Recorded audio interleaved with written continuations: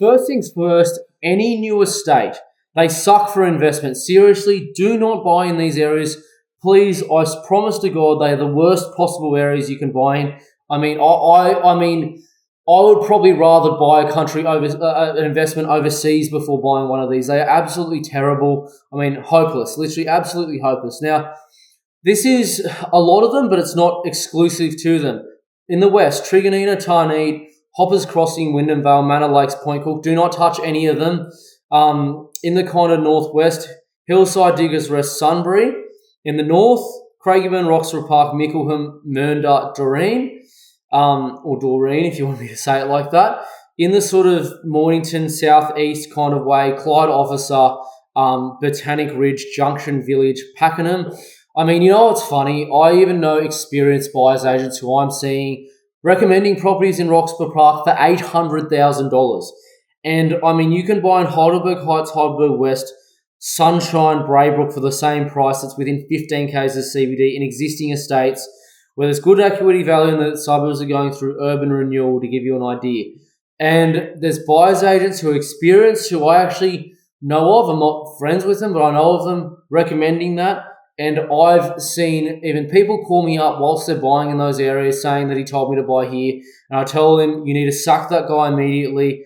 And for one of the key reasons, as you can see on the right here, look at the oversupply there in a typical new estate. This is just, ridiculous. And you look at even the actual thing coming off a news article, the Tarneit area was home to the state's highest number, 10,563 listers as in mortgage stress. So that is an astronomical number.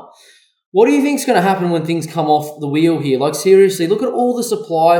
Look at all the future supply surrounded by farmland. Look at how shitty the income is of all the people that live here as well compared to everywhere else. Like, come on, man. Like, all of these areas are terrible. You need to reach out tomorrow if you see this video to me. If you were considering or you're about to sign on a contract for any of these locations, they are awful. I'm telling you right now, absolutely awful. Do not buy here. Please do not buy here. Let's get on to the next one. Sorry, that was a bit of a passionate rant. It's just the way I am. I'm a straight shooter. CBD apartments, huge oversupply and long-term loss sales. There is a person I spoke to from Chifley. Really, really nice guy. Got on very well with him. Really liked the guy. And he told me one of the premier agencies had told him to buy a unit. And don't get me wrong, it is a better performing unit.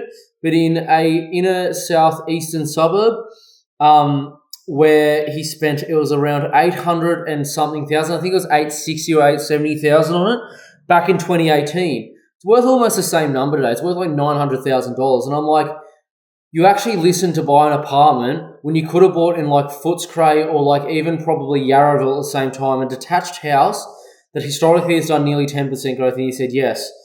And this is an agency that has, offices in 4 different major cities. So the 4 biggest cities, Sydney, Melbourne, Brisbane and Perth. They're all over the internet and people listen, and they're supposed to be a premier agency of the country. And you just have to look into this. I'll give you an example. Like in the CBD and South Yarra and the surrounding suburbs of that, this oversupply is unbelievable. I know someone who bought one and worked for a job in 2015, was earning $350,000, bought one in Melbourne CBD for $892,000. She got it valued earlier this year at $878,000. So it was valued at less than it was literally 10 years ago. Don't listen to this bullshit. Don't get me wrong, Melbourne's in a super cycle. In the next 10 years it'll do well. But these apartments might do 50 to 70%. Houses do 90 to 120. Where are you going to park your money? Seriously, you don't have to listen to me. Just go and look at the statistics if you don't believe me. Don't buy these. Third, the surprising one, but people probably don't think of it this way, Box Hill Apartments, huge oversupply. So just look on the right here. This is just all Box Hill Apartments for sale. This was about 2 months ago. I did take this screenshot, but you'll see there that's apartment and units for sale. And you can see those icons there with more than one for sale. So there are apartment blocks with multiple for sale there, and they're not actually listing all of them, because what agencies in here do, they'll put a listing up, they'll say new off-the-plan apartment for sale in Box Hill. What will then happen is in that apartment complex, they'll say Get in quick. We have 16 left for sale. So that number 1 there might be 16 for sale. So there's just mass oversupply. And the funny thing about Box Hill is that it's actually a very good location to buy a house in. A very, very good location to buy a detached house in. It's one of the best performers long term. Done more than 10% growth in Aussie Home Loans 25-year report. You can search it up online. But apartments are shocking to buy in. So don't buy them. They're very oversupplied, very popular amongst the Asian investors who are unknowing and don't know how the market works over here.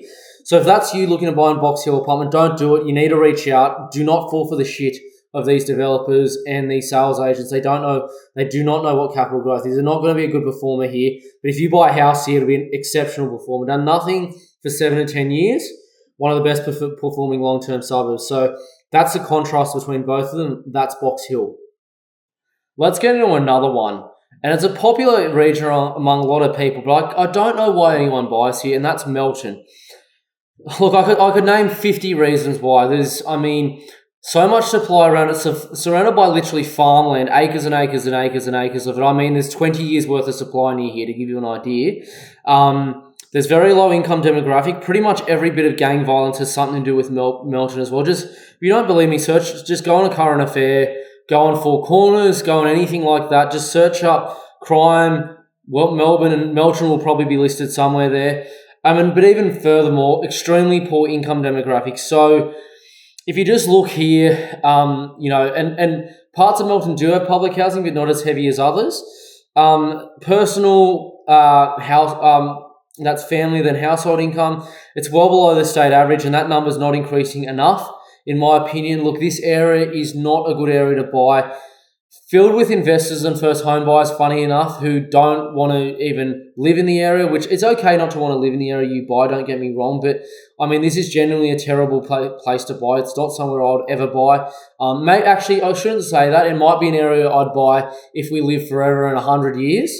Bendigo and Ballarat are now the exurbs of Melbourne, but not for 100 years. And I'll probably be dead by then, but touch wood, it is, well, I can't touch wood. That's probably just realistic. But that's Melton anyway. Don't buy here. Terrible location to buy, extremely low income, gang violence everywhere. Crime everywhere. Like just every pretty much bad thing I named in things about bad suburbs I've mentioned previously is basically in Melton. So just don't buy here. Another one, very interesting, Broadmeadows, very bad crime and demographics. So Broadmeadows, funny enough, is in Metro Melbourne. It's kind of north of Melbourne CBD, like 30 or so, and probably not 30, it's probably 28k or so of Melbourne CBD north. Not far from the airport, funny enough. But really, this area is a very low income demographic and a lot of crime. And now, if you don't believe me, just go on Facebook, search up Broadmeadows crime, and there's a page up there that literally is Broadmeadows and surrounding suburbs crime, theft, and accidents. And there's 18.6 thousand subscribers on it. So 18,600 people follow a page, Broadmeadows and surrounding suburbs crime, theft, and accidents. Like, do I need to say anything more than this? It's probably not. I don't know how many people live in Broadmeadows, but I don't think there's 18,500 of them that live there. And there's a page saying just on Facebook that 18,500 people follow, saying crime, literally a crime, theft, and accidents page. Like, does that need to tell you anything more? Like, seriously, does that need to tell you anything more about the suburb? Look at the image they've got there. It looks like some dystopian nightmare, and there's 18,500 people that follow it. Like, I know people think of some people who say stuff like that as tinfoil hatters, but there's 18,500 people of one suburb, literally one suburb. It's mentioning surrounding suburbs. It's mainly mentioning Broadmeadows. And it's saying crime, theft, and accidents. Like, do I need to say anything more about this suburb? And people still buying this shit. People still buying these areas. And it's like, come on, do you not do any research? And I'm not saying, look, the only suburbs that I would probably mention that have maybe a little bit of a higher crime rate that are actually good to buy at the moment would be Heidelberg Heights and Heidelberg West. And it's because they're going through urban renewal and they're literally a couple hundred metres away from Ivanhoe that have like houses selling for like $2.5-3 million. Now, Broadmeadows is next to suburbs that sell for $600,000 and $700,000, not $2.5-3 million. It's completely different suburb, nothing like Heidelberg Heights and Heidelberg West. But Heidelberg Heights and Heidelberg West don't have 8,500 people looking for the crime, theft, and should I say, accidents going on a daily basis. So don't touch Broadmeadows. I'm not trying to be funny here. Seriously, it is terrible. Do not touch Broadmeadows. Kings Park, another one. Funny enough, Kings Park isn't overly far away from Sunshine West, Sunshine North. Some suburbs that are actually going to go through gentrification in the next 10 years, funny enough. It's quite close to them. Some other suburbs that nearby to them, surrounding ones that are actually decent as well, funny enough. But Kings Park is quite a rough suburb. So, I mean, I used to, when I was in the corporate world, I used to work for a national signage and construction company. I had a salesperson of mine a number of years ago that used to live in a suburb called Sydenham. And I remember doing some appointments at the local schools around Kings Park and driving through it. It was very obvious, and there wasn't really a good pocket of Kings Park, maybe like Heidelberg Heights, Heidelberg West. It was generally pretty dodgy all around. The school even felt dodgy, to give you an idea. It felt pretty rough. So that's Kings Park, and even if you just look here, you can see kind of the mural in I think it's one of the schools there. You can't see it all because the kind of PowerPoint's cut it off. One of Melbourne's poorest suburbs, and that's the truth. It is too rough. Like, I mean, it's probably not quite as bad as Broadmeadows, and we're getting 8,500 people following a literally Facebook page about crime, theft, and accidents going on. But I mean, Kings Park, I'd imagine maybe in about 15 or 20 years it might be okay to buy in, but for now it's probably a little bit too rough for my liking. It is a completely landlocked suburb, funny enough as well, but it's just something to be aware of. So for people that want to know, want to avoid that he's landlocked, this is one of them. It is near some good investments though, which is funny, but just avoid this particular suburb if you're considering it. Finally, the last one I want to get into is one that might surprise a lot of people, and that's Footscray for apartments. Now, look, the reason I say this is because the Footscray market and inner Footscray area in particular, and near the university too, even near the hospital, is a part of a lot of local activity centres and high growth zones in terms of zoning for the Maribyrnong Council region and the state government's initiatives. So you've got a lot of apartments being built here, not like just 3 and 4 story. I mean like 15, 20 story plus apartments going up around here. So Footscray is a very, very good place to buy a house. It's one of my favourite in the whole city, and if not the whole country. It's probably a top 20 in the whole country for me at the moment, especially in certain parts of the suburb.